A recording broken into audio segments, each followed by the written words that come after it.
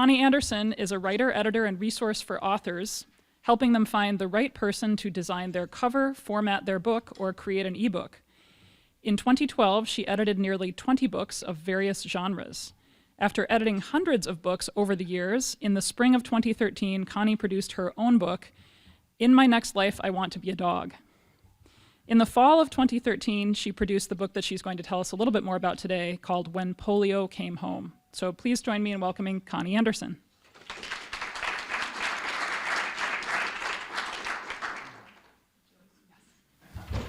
It's interesting when he introduced himself and he talked about a mechanical engineer being somebody who likes to take things apart and put them back together. That's what an editor does. You take apart someone's book and you help them make it the best book possible. So that was kind of a unique thing.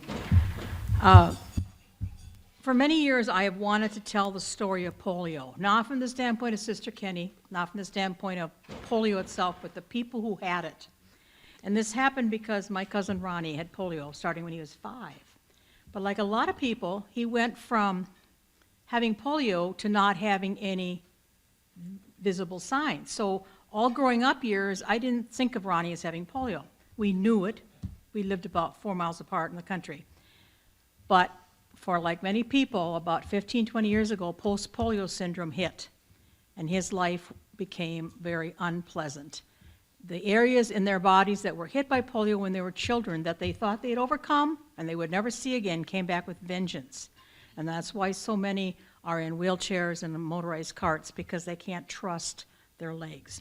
So Ronnie is my reason for telling the story, and his life the last 15 years was not a pleasant life, not a pleasant life at all.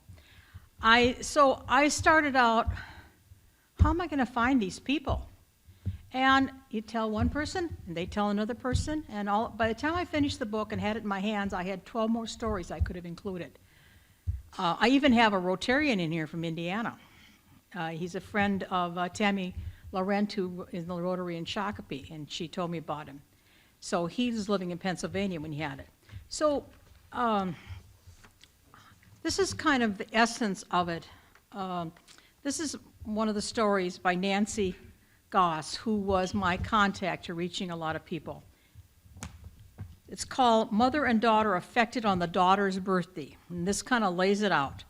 We lived in a Minneapolis suburb in 1952 when a number of people getting polio was epidemic, especially in Richfield.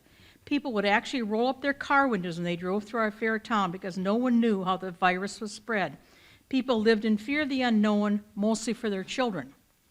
Summer was considered to be a more contagious time, which curtailed a lot of normal activity where people would normally gather. I was lucky my 4th birthday was on September 27th, and my parents felt safe having a party and bringing friends and relatives over. I was the middle child of 5 under the age of 8. The youngest is still nursing baby. What fun we had that day. However, the next day, I woke up and didn't feel good. I had a headache, sore throat, stiff and aching muscles, which are like the flu symptoms. My older brother and sister also had the same symptoms, but not as serious. Within a few days, I couldn't get out of bed, and on October 1st, I was in General Hospital. She's in a ward full of people with acute polio. A few days later, her mother becomes ill. She gets a bulbar, which affects the lungs. And now her mother's at General Hospital. So here's this 4-year-old at General Hospital and the mother. And most times kids come into General, and then as soon as they go through the quarantine period, they're moved to one of the other hospitals filled with other children. But because her mother was there, they kept her at General, and she was the only child in the hospital with polio.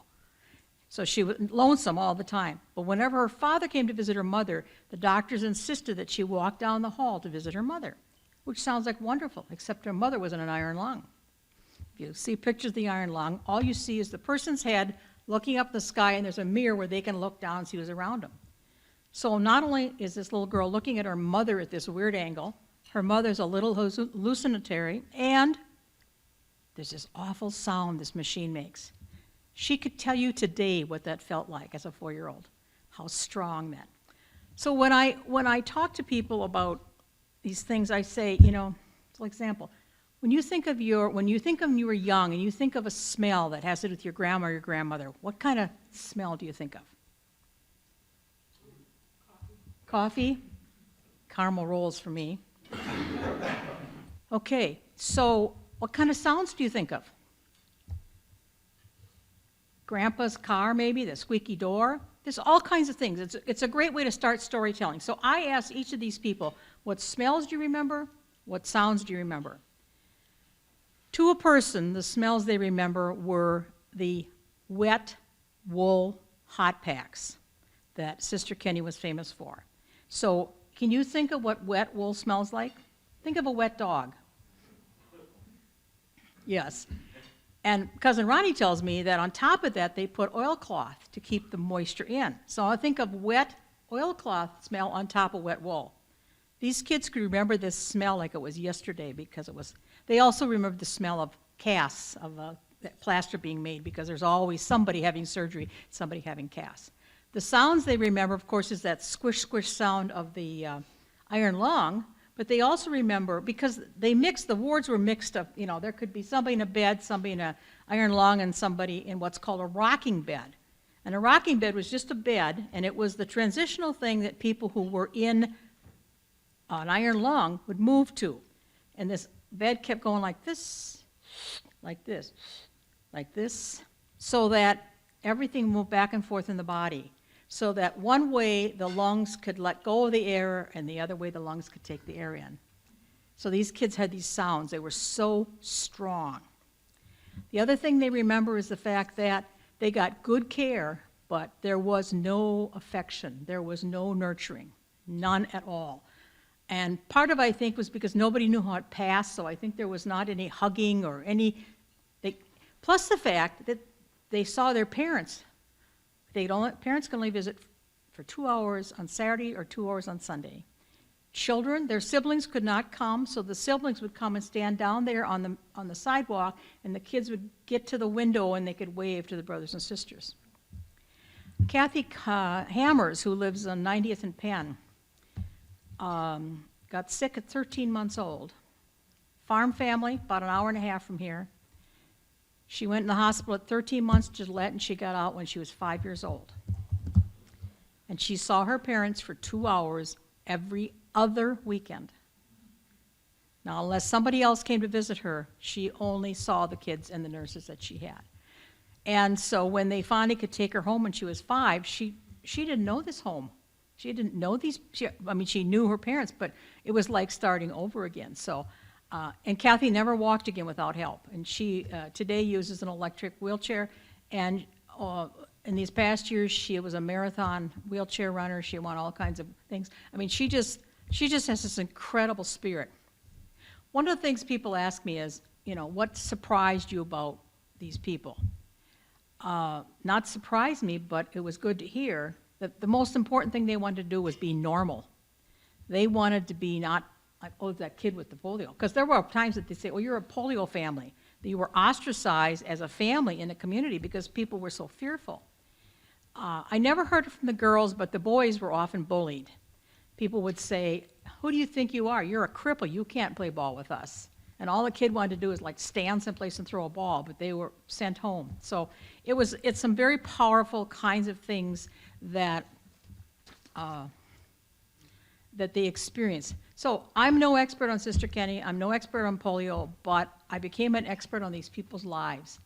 And part of what I do this for is to tell you all, if you have a story that's something interesting, start writing it.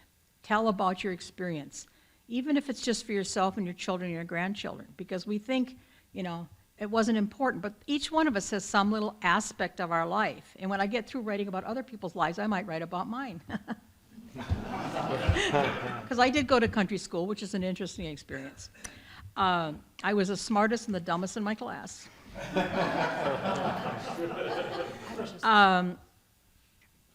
The March of Dimes was very interesting. It was started by President Roosevelt and one of his associates.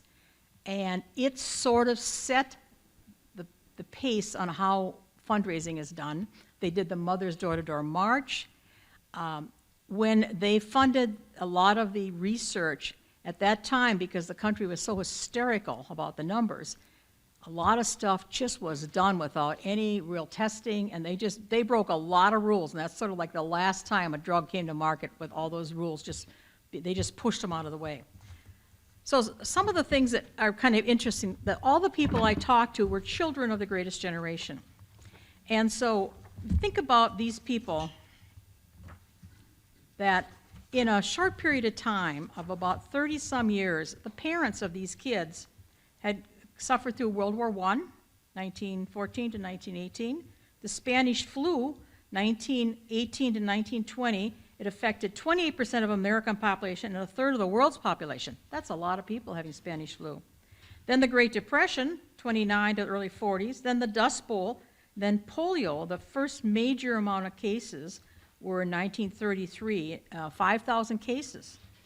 And then World War II is in there. That's what all those people dealt with in that very short period of time. That's pretty amazing. So that's why these kids are so incredibly stoic. I talked to a woman she had 2 children, one with a bad disease. Her husband was a pilot in the Korean War, and she got polio. She ended up in an iron lung. She was pregnant. She had the baby. Then her other child at home died. She couldn't leave the iron lung. And so her husband flew home from the war to be at the funeral. She said, but other than that, I had a good life. I'm going, I mean, these were just fascinating people, because there was a lot of that. Other than that, I had a good life. I didn't hear a single one complain or say, I wish it wouldn't have happened to me, or anything like that. Sister Kenny, so I'm sitting in a room full of experts, but I don't know what your level, you're experts about polio and fundraising, but I don't know what your expertise is about these people. Sister Kenny, a lot of people believe that sister means, as the Catholic word sister, so that she was a Catholic nun. Sister in Australia was a position of honor given to the military by people who were first lieutenants in the Army. Sister Kenny, when she was 17 years old, lived in the middle of nowhere in Australia, broke her wrist. So the nearest doctor was maybe, 30, 40, who knows how many miles away. So her father made arrangements for her to stay with this doctor. And while she was there, while her wrist healed, she started reading his books and analyzing things and making her own skeletons and doing these kinds of things. She was obviously an interesting lady. After that, she went into the bush in Australia and treated people with what we'd call polio, and started having successes. But she was A, female, B, she was not a certified nurse, and she was doing something contrary to what all the doctors thought. So she was not treated very kindly, till families started coming forward and saying, she fixed my son, she fixed my daughter, you guys got to hear the story. So as time went on, her country sent her over here. Does anybody know why she ended up in Minneapolis? Okay, most people, pardon? Well, I got that story next, thank you. She came to Minneapolis, she went to LA, Chicago, New York, back to Chicago. They told her to go up to Mayo Clinic. At Mayo Clinic, they said, now here's just a female woman in 1940s telling male doctors, pardon me, what to do. It didn't go over well in the United States. But they said the hospitals in Minnesota are full. The university's full. Gillette's full. They need to have somebody like you up there. So she goes up here. The doctors at the university and the doctors at Hennepin General were very, very open to her. And that's why she settled here and the Institute is here, because they were open to her treatment. So Dr. Henry Havistock, who has since passed, lovely man, I interviewed him a number of years ago. He was in Edina. His family somehow connected with her. I'm not sure what. Maybe the dad was also a doctor. I didn't know. And I'm interviewing Henry on a cable show, and I look at him. He's starting to get and he's sitting in a wheelchair because post-polio has hit him, and his legs are not very strong. So I look at him, and he's got this funny look on his face, and I'm thinking, oh my God, he's having a stroke right here in the air.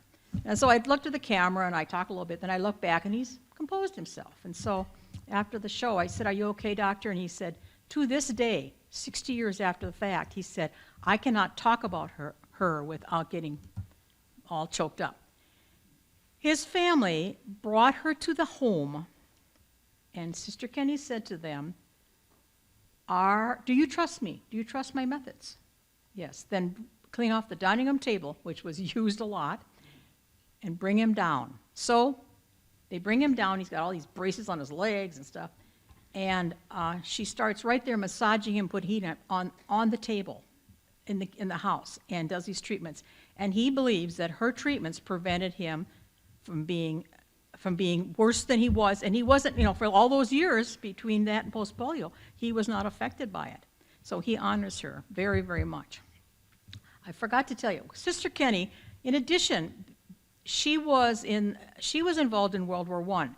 The Australians had dark ships, what they called them. That meant they were filled with supplies going over to Europe for their troops, and then she was willing to ride those dark ships, and on the way back, they were filled with wounded soldiers. So she rode those back and forth, and she made 16 trips, and that's how she got the name Sister as an honor for the military. So it's real interesting because, we have these assumptions about things, but it's, at least unless what I'm reading.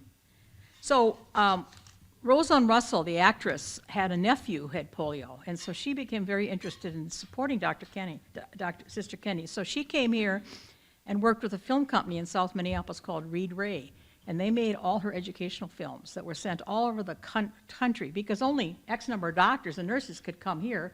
So she did all these. And Bob Bouchane, who's one of the guys in the books, he lives right over here at Apple Point. He was one of her children, and whenever they'd be demonstrating, all they'd wear is a little loincloth because they wanted the doctors to see all the muscles and everything.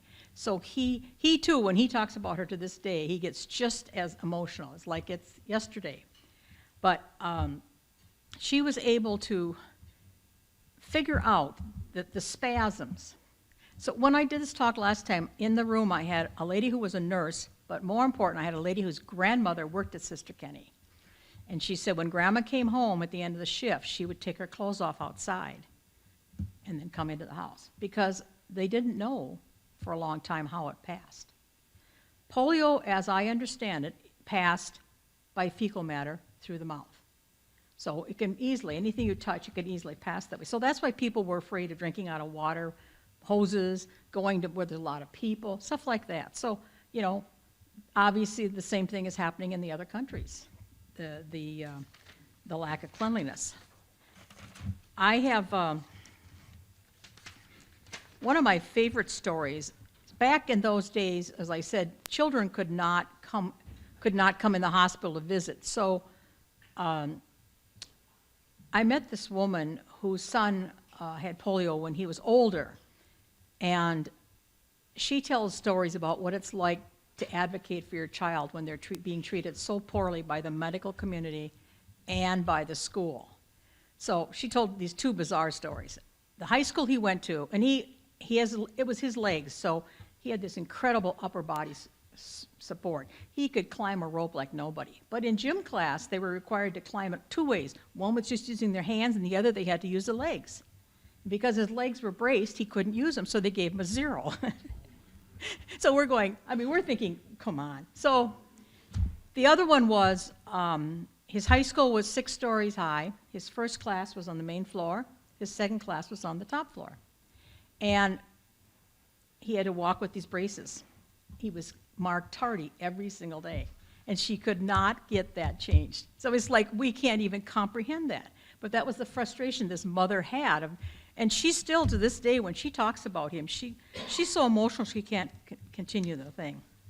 Did you know that in 1945, the Minnesota State Fair was canceled because of World War II? In 1946, it was canceled because of the polio. The only times ever in its history. This was originally called infantile paralysis because it only affected little children. Now, I have a story of a girl who was a senior in high school. I have another sophomore in high school. I have the 27-year-old woman who had the baby. I have some grown men. So it went from that infantile paralysis, but that's where it came from, that terminology. Let me see if I can find. I have one of the women I talked to, her family came from Hungary. They were displaced persons during World War II, and they ended up here in Minnesota. And her sister got polio on her 9th birthday, and Nikki, the sister who's telling the story, had bought the parents' home when after they passed. And she called me about a week after the book was out, and she said, I have been in my junk room in the basement a million times, but today when I went by, I saw the crutches that my sister used from the time she was 8 years old till she was in 8th grade, because he's extended. So in 2 weeks, she was leaving to go visit her sister in Colorado, and she was taking her sisters. But she said, I have seen these hundreds of times, and until I wrote down this story for my sister, she said, I didn't look at them, and now I look at them the same way to think about that. The parents, to me, the mothers were the heroes. They, not only did they have to cook and clean and take care, and of course there was no birth control, so there were like a million kids, ba-dum, ba-dum, ba-dum, ba-dum. So when this mother talks about her son, Bobby was the oldest of her children, so she said, and this is when you could do this, Bobby and his little sister, he's 5 and she's 4, they were going to the neighborhood store to buy milk or something. And the little sister comes back and she said, Bobby fell and I can't help him up. So the mother's thinking, I have 1 in the crib and 2 on the floor, and I have 2 out there on the street, or I have 1 on the street and 1 here. What am I going to do? I can't carry them all. So she threw 2 of them in the crib, put 1 under the arm, and went out with the little girl and found Bobby laying there, sprawled out. They had not taught him how to undo his braces so that he could get up. So she's thinking, well, this is the day. So she says, you see that stop sign over there? Now, she's on a busy street someplace. Crawl over to that stop sign, grab your crutches, and pull yourself up. This is the day you learn to take care of yourself. She said he did, but man, was I the talk of the town. So as she tells the story, Larry, one of the other guys in the book, he said, my mom did the same thing, and he said it was the right thing to do because I had to learn to be self-sufficient, because when they have all those other children, they can't be with you all the time. So when the children came home from the hospital, many needed 2 to 3 hours a day of therapy, on top of taking care of the family, buying the groceries, cooking the food, and taking care of all the other little ones. So they were my heroes. They were my heroes. One of the other fellows, I got to meet a lot of these people, and a lot of them are just voices on the phone or emails. So Larry is local, and I met with him, and we wrote up his story. And his daughter was my contact. So I thanked her. I said, your dad's story is wonderful. I said, I really enjoyed meeting him. And she said, yes, I'm glad he told his story, because, not only did he have polio and he had the surgery, but his mother died when he was 13. And I said, oh, how interesting. He didn't mention that. He did mention having some depression and some confusion about things. So I write him, and I said, this is the situation, Larry. You can decide whether you want to put this in the book or not. About a week later, I get this story from him, about 2 pages long, and he said, as I'm writing it, I could feel this going out of me. And he said, I realized how far down, how deeply I had stuffed my feelings about not being told my mother was near death and not being allowed to see her and say goodbye. So here he is at 73 telling me this story. But it was very common that sort of stuffing things, because what else can you do? The kids were not allowed to have opinions. 90% of the people who got polio showed no symptoms. Only 1% had paralysis. And of course, we can't look at people and say, well, you must be the other, 98%, but that's exactly the, so that's kind of that's a good thing. Whether it's the same kind of ratio today, I don't know. Some of the other stories that I like, and I always say, well, this is my favorite story, and then I tell it, every time I do that, I tell a different one. I had a woman that I met down in New Ulm somehow through her, and she gave me 4 or 5 people's names, and so it was interesting because they then sort of spent some time talking to each other. But this is a small farming community, and the fact that, the fear now, they got 4 families, boom, just had, didn't have it, and they had polio, so it's very scary. I had a good friend who, I was visiting with her mother a number of years ago, and her mother said, because I've been wanting to do this for a long time, her mother said, Randy had polio, and I said, no, I didn't know that. It's because Randy has been blessed with no after effects. And so she told me this story, and Randy said, really? Is that true? because these were children. These were little kids. They don't remember the stories. So her mother told me that the hospital she was in, and the mother didn't tell me, so I'm not clear what the facility was, had levels of balconies. And because they weren't allowed to see their families in certain stages of their illness, the families would come and the children dropped down long strings from second, third floor with little notes they wrote. The parents would untie the note, read it, answer it, tie it back on. Children would pull it back up. That's how they communicated before email. But she said, I don't remember that. And so I said, I was telling her, Ernie and his brother, I talked to them, because Ernie was an infant, and Ernie doesn't remember. So his big brother came and sat across the table, and he said, well, my big brother made sure nobody picked on me. And I felt that day that if I'd have picked on Ernie, his brother would have come across the table yet, because he was still so protective. So Ernie has got a kind of a club foot, and one arm doesn't work. Cheerful, just delightful man. So he called me about a week after the book was out, and he said, my brother just told me that I was in an iron lung as a baby. They decided since I wouldn't remember, why bother to tell me? But they thought now at 68 I should know. So it's really interesting. I had a woman who come up and she said, I bought your book earlier. My brother had polio, and she said, we did not talk about it. And she said, we have had the most wonderful conversations, things I would never have known to ask him or to, have him tell me more about that he could remember, because we just, how back in those days diseases were whispered about and stuff. So it was very interesting. Yeah, Bob Bouchane is one of those guys that was always in Sister Kenny's things. And so it was, and when they built the new building, he got to go to the grand opening and be right, he's in the picture here, right in the front row. He was pretty thrilled about that. I have several friends in the book who told me that they had polio. And one said, I never thought that the issues I'm dealing with now as I'm aging had anything to do with polio. And now I realize that the side that I had polio on was my right side that was weakened, and that's where I've been having this trouble, and this trouble, and this trouble. So it's been real interesting. Until they came up with the diagnosis of post-polio syndrome, a lot of people were being told it's all in your head, which is a wonderful thing after all they went through to tell that. So they were quite thrilled when there was actually a diagnosis, because all in your head is not a very pretty thing to tell anybody.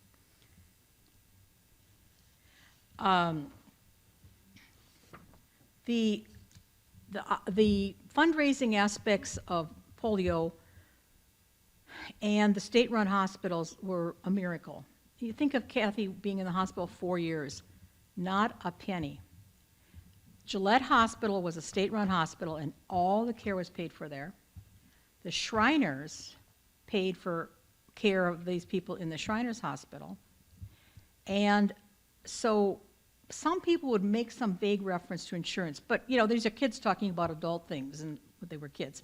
So everybody, Jim down in Indiana, he said, my parents decided they'd take out a second mortgage on the house. They were all worried how they're going to pay my bills, and when they get the bill, the hospital administrator said, did you really read this? It says, paid in full, the Shriners.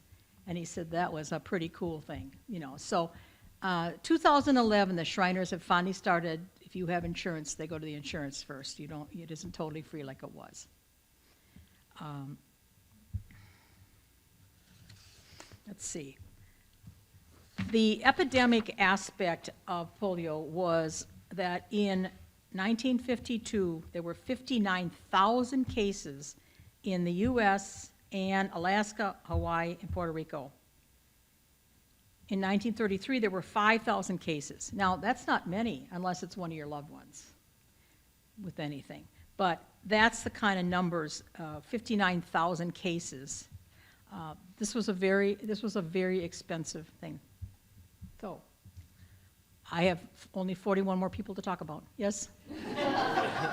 Questions. The people that didn't display symptoms, how long did they have polio, and were they treated? Is there an average that happened? Well, some were hospitalized for 4 or 5 days, some for a couple of weeks, till they finally said, the symptoms have gone. For whatever reason, some bodies were more likely to crash and others didn't. So my friend Kate she and her 3 brothers all got it, and only one ended up with it affecting his throat area. Yes, sir. What's the state of affairs today, as you see in the USA and other places? There were a few cases a few years ago in western Minnesota around Paynesville in a group of people that, I want to say Amish, they're not Amish, I'm saying that wrong. Mennonites, thank you. And then there were, a few months ago, there was talk about it in California. Now, of course, it's happening in other countries. I know that through the Rotary's work, they've eradicated it in India. My godchild came out of India with post-polio, full body cast, a full body form, legs and things. He ended up skiing and skating and everything. Sadly, one day he said, when he was in 1999, he took his life, which was very sad, when he had gone beyond what you think about, but he just wrote a note, life's too hard. So it was very sad. Yes? Did Sister Kenny's method then become the standard Oh, yes. protocol across? Because there was so much results, you just couldn't fight the results. I mean, you just couldn't fight the incredible amount of success she had. Yes, And sir. for the folks that say didn't have any symptoms as a kid, did you see any postpartum, or not postpartum, what was it, Post-polio syndrome. Excuse me, yeah. Did you see any of the folks that didn't have it as a kid, didn't show the symptoms, and now are dealing with it? I didn't hear any stories about that, because sometimes I talk to siblings whose brother or sister had it. I didn't hear any stories, but that doesn't mean it isn't true. And then you mentioned 2 to 3 hours of therapy per day. The mothers were doing that alone? There was no therapist? Oh, yeah, you got it, alone. Yeah, and they'd have to heat those things, the wet wool, and put it on their thing, yeah. Connie, as some of you know, my older brother, Gerald, he's 2 years older than me, had polio. He got it in 1945. Okay. And he was out of school about a year. His left arm is kind of paralyzed, and he has a club foot. And he spent most of his adult life working in a handicapped village in Iowa. And about 15 years ago, post-polio syndrome came back, and he's living in a nursing home in Mason City, but he's in a wheelchair, and he's pretty much immobile now. They use the wheelchairs just to prevent falling. A lot of them, their legs are working, but they're not trusting them, so, yeah. Back there. I remember taking either the Salk or Sabin vaccine when it was brand new. Do you know what year that was then that the vaccines became available? Yes, I do, but I don't want to say it without 52 and 57. The shots were first, and that was Salk. Is that right? Did I? I got it on a sugar cube. No, that's the second one. That's the second one. So the epidemic peaked in 52, and that's the year that the first vaccine Yeah, became available. and then and then started doing things. So by 57, it was pretty well taken. But they're like 100 million vaccines were given. I mean, they gave it to children and pregnant women. Yeah. Yes, sir. I'll just clarify something. You mentioned that 90% of people, and it may even be more than that, never show symptoms. Polio is one of the great terrorists. What does a terrorist do? They strike at random. So you'd have one kid here, and everybody think they're safe because they live way over there, and then all of a sudden somebody over there gets it.